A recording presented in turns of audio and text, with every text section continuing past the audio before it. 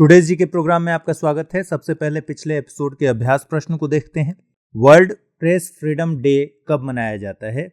2 मई, 3 मई, 4 मई या फिर 5 मई? इसका सही उत्तर है ऑप्शन बी, 3 मई।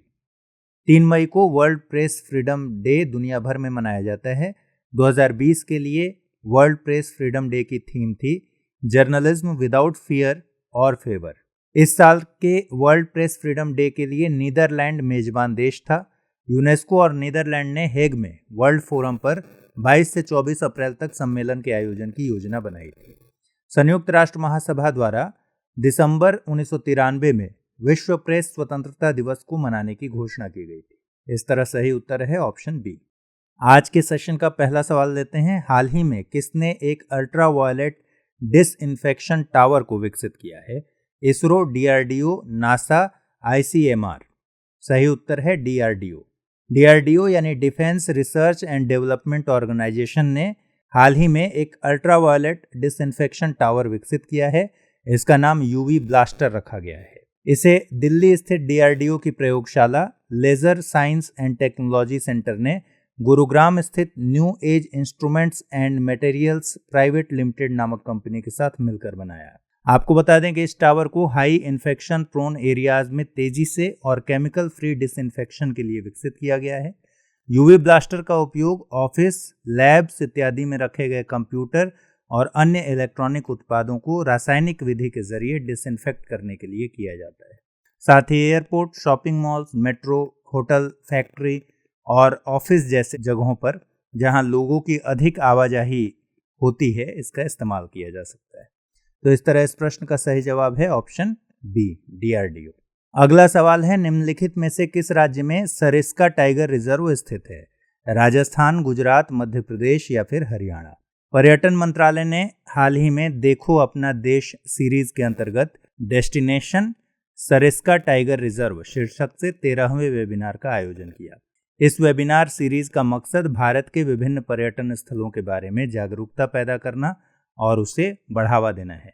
सरिस्का टाइगर रिजर्व राजस्थान में है, अरावली की पहाड़ियों में। अलवर के महाराजा के हंटिंग रिजर्व क्षेत्र रह चुके सरिस्का घाटी में भांति भांति के वनस्पति और जीव जंतु मिलते हैं। यहाँ बाघ, तेंदुआ, नीलगाय, सांभर, चीतल जैसे जानवर मिलते हैं। यह जगह पक्षी प्रेमियों के लिए स्वर्ग है, क्योंकि यह जगह भारतीय मोर, सर्प चील, sand grouse, golden backed would peckers इत्यादि का आश्रय स्थल है। तो इस तरह इस प्रश्न का सही जवाब है ऑप्शन ए, राजस्थान। अगला सवाल, निम्नलिखित में से किस मंत्रालय के अंतर्गत आइडियाथॉन का आयोजन किया गया? श्रम एवं रोजगार मंत्रालय, मानव संसाधन विकास मंत्रालय, जल शक्ति मंत्रालय या फिर गृह मंत्रालय? सही उत्तर है जल शक्ति मंत्रालय। आइडियाथॉन का आयोजन जल शक्ति मंत्रालय के अंतर्गत राष्ट्रीय स्वच्छ गंगा मिशन और शहरी मामलों के राष्ट्रीय संस्थान NIUA ने किया। इस आइडियाथॉन का आयोजन नदी प्रबंधन का भविष्य यानी the future of river management विषय पर आधारित था। कोविड-19 महामारी से जहां एक तरफ दुनिया भर में तमाम चिंताएं उभर कर सामने आ रही हैं, वहीं दूसरी तरफ लॉकडाउन जैसी स्थिति से प्राकृतिक पर्यावरण में काफी सुधार देखा जा रहा है। नदियां साफ होने लगी हैं। गंगा और यमुना के पानी की गुणवत्ता में बहुत सुधार देखा जा रहा है। एक इंडिकेटर स्पीशीज के रूप में जानी जाने वाली गंगा डॉल्फिन गंगा और उसकी सहायक नदियों के कई हिस्सों में दिख रही हैं। तो इस तरह इस प्रश्न का सही जवाब है ऑप्शन सी, जल शक्ति मंत्रालय।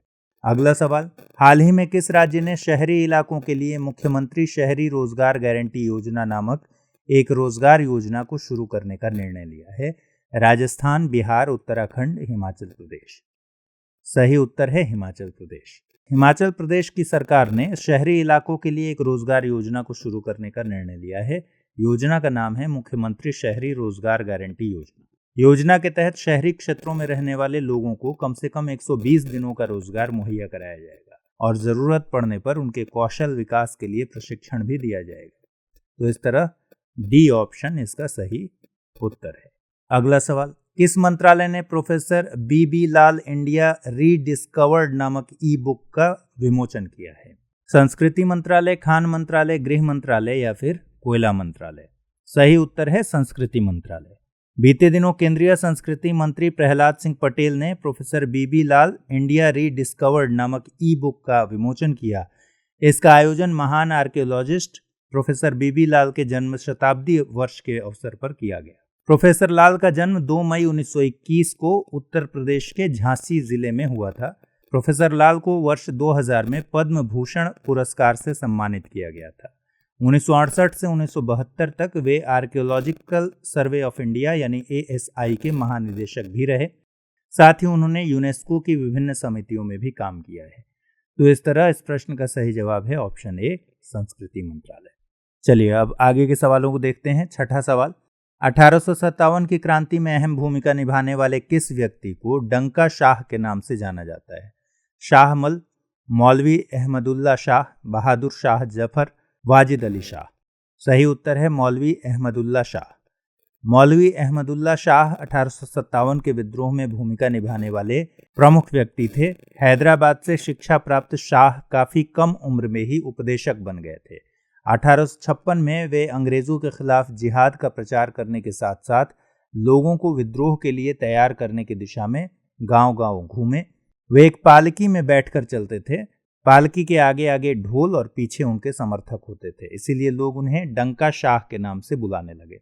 1856 में जब वे लखनऊ पहुंचे तो पुलिस ने उन्हें शहर में उपदेश देने से रोक दिया था और 1857 में उन्हें फैजाबाद की जेल में बंद कर दिया गया। जब वे रिहा हुए तो 22वीं नेटिव इन्वेंट्री के विद्रोहियों ने उन्हें अपना नेता चुन लिया। उन्होंने चिन्हाट के संघर्ष में भी हिस्सा लिया था, जिसमें हेनरी लॉरेंस की अगुवाई वाली अंग्रेज टुकड़ी को हार का सामना करना पड़ा था। इस तरह इस प्रश्न का सही जवाब है ऑप्शन बी, मौलवी अहमदुल्ला शाह। अगला सवाल, सहायक संधि किसके द्वारा शुरू की गई थी? Warren Hastings, Lord Lytton, Lord Wellesley या फिर लॉर्ड रिपन? सही जवाब है वेलेस्ली। सहायक संधि लॉर्ड वेलेस्ली द्वारा 1798 में तैयार की गई एक व्यवस्था थी। इस संधि की प्रमुख शर्तें इस प्रकार थीं। अंग्रेज अपने सहयोगी की बाहरी और आंतरिक चुनौतियों से रक्षा करेंगे। सहयोगी पक्ष के भू क्षेत्र में एक ब्रिटिश सैनिक टुकड़ी तैनात रहेगी। सहयोगी पक्ष को इस टुकड़ी के रख रखाव की व्यवस्था करनी होगी। सहयोगी पक्ष न तो किसी और शासक के साथ संधि कर सकेगा और न ही अंग्रेजों की अनुमति के बिना किसी युद्ध में हिस्सा ले सकेगा। तो इस तरह इस प्रश्न का सही जवाब है लॉर्ड वेलेस्ली। अवध प्रांत के बारे में किसने कहा था कि यह चेरी एक दिन हमारे ही मुंह में आकर गिरेगा?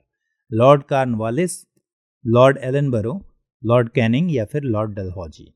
1851 में गवर्नर जनरल लॉर्ड डलहौजी ने अवध की रियासत के बारे में कहा था कि यह चेरी एक दिन हमारे ही मुंह में आकर गिरेगा। इसके 5 साल बाद यानी कि 1856 में इस रियासत को औपचारिक रूप से ब्रिटिश साम्राज्य का अंग घोषित कर दिया गया। रियासत पर कब्जे का यह सिलसिला थोड़ा लंबा चला था। गौरतलब है कि 1801 से ही अवध पर सहायक संधि थोपी गई थी। इस संधि की शर्त थी कि अवध नवाब अपनी सेना खत्म कर दें, रियासत में अंग्रेज टुकड़ियों की तैनाती की जाए। तो इस तरह इस प्रश्न का सही जवाब है ऑप्शन डी, लॉर्ड डलहौजी। अगला सवाल, 1857 की क्रांति के संदर्भ में स्थान और क्रांति के नेतृत्वकर्ता के अनुसार कौन सा युग्म सही है? कानपुर नाना साहब, बिहार बिजरिस कद्र, अवध कुंवर सिंह, छोटा नागपुर शाहमल। 1857 की क्रांति के दौरान अंग्रेजों के खिलाफ लड़ाई में नेतृत्व और संगठन की बेहद दरकार थी। इस दिशा में कई लोगों ने जगह जगह पर मोर्चा संभाला था। दिल्ली में बहादुर शाह जफर ने विद्रोह की बागडोर संभाली थी। कानपुर में पेशवा बाजीराव द्वितीय के उत्तराधिकारी नाना साहब ने नेतृत्व को संभाला था। झांसी में रानी लक्ष्मीबाई को आम जनमानस के दबाव में आकर बगावत का नेतृत्व संभालना पड़ा था। कुछ ऐसी ही स्थिति बिहार में आरा के स्थानीय जमींदार कुंवर सिंह की थी। लखनऊ में लोगों ने वाजिद अली शाह के बेटे बिजरिस कद्र को अपना नेता चुना था। शाहमल ने उत्तर प्रदेश में बड़ौत परगना के गांव वालों को संगठित करने का काम किया था और छोटा नागपुर स्थित सिंहभूम के एक आदिवासी काश्तकार गोनू ने इलाके के कोल आदिवासियों का नेतृत्व संभाला था। तो इस तरह इस प्रश्न का सही जवाब है कि कानपुर नाना साहब यानी ऑप्शन ए सही सुमेलित है। अगला सवाल, निम्नलिखित कथनों पर विचार कीजिए। 1856 में अवध के नवाब वाजिद अली शाह को गद्दी से हटाया गया। 1858 में अंग्रेजों द्वारा अवध में एक मुश्त लगान बंदोबस्त लागू किया गया। जून 1857 में चिन्हाट के युद्ध में अंग्रेजों की हार हुई। उपर्युक्त में से कौन सा या से कथन असत्य है या है? केवल एक, केवल दो, केवल एक और तीन, या फिर उपर्युक्त सभी। 1857 की क्रांति से जुड़ी कुछ अहम घटनाओं को कालक्रम के हिसाब से अगर देखें तो 1801 में अवध में वेलेस्ली द्वारा सहायक संधि लागू की गई थी। 1856 में अवध के नवाब वाजिद अली शाह को गद्दी से हटाकर अवध का अधिग्रहण किया गया। 1856-57 में अंग्रेजों द्वारा अवध में एकमुश्त लगान बंदोबस्त लागू किया गया। 10 मई 1857 को मेरठ में सैनिक विद्रोह हुआ। 30 मई 1857 को लखनऊ में विद्रोह हुआ। 30 जून 1857 चिन्हाट के युद्ध में अंग्रेजों की हार हुई। 25 सितंबर 1857 को हैवलॉक और आउटरम के नेतृत्व में ब्रिटिश सेना का लखनऊ रेजिडेंसी में प्रवेश हुआ। जून 1858 में झांसी की रानी लक्ष्मीबाई, जबकि जुलाई 1858 में शाह मल की मृत्यु हो जाती है। तो इस तरह इस प्रश्न का सही जवाब है कि केवल दो असत्य है, यानी ऑप्शन बी। असत्य क्या है? 1858 में अंग्रेजों द्वारा अवध में एकमुश्त लगान बंदोबस्त लागू किया गया, जबकि ये 1856-57 की बात है। आइए आज का अभ्यास प्रश्न देखते हैं। बीते दिनों किसने किसान सभा नामक एक ऐप लॉन्च किया है? नाबार्ड, DRDO, FSSAI या फिर CSIR? इस प्रश्न के सही जवाब को कमेंट बॉक्स में लिखना न भूलें। इस प्रश्न के सही जवाब के साथ और अगले नए सवालों के साथ हम फिर हाजिर होंगे। तब तक अपना ख्याल रखिए, पढ़ते रहिए, मस्त रहिए।